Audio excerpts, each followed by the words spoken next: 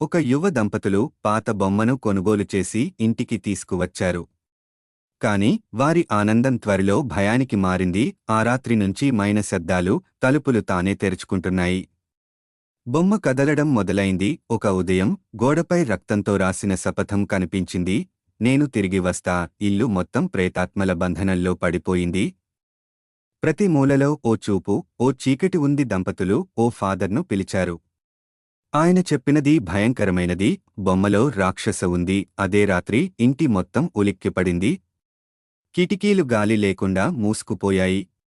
బొమ్మ కేకలతో నిండినది. బొమ్మ చరిత్రలోకి వెళ్తే అది ఓ తలసరి హత్యకాండకు సంబంధించినది. పాపం అక్కడే మొదలైంది. వారు బొమ్మను గుడిలో వదిలివేయాలని నిర్ణయించారు.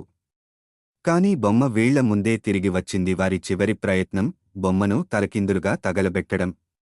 కాని అది బూడిదల్లోనూ నవ్వుతూ కనిపించింది. బొమ్మ పోయింది అనుకున్నారు. కాని ఓ కొత్త కుటుంబంలో మరోసారి అదే హారర్ మొదలైంది.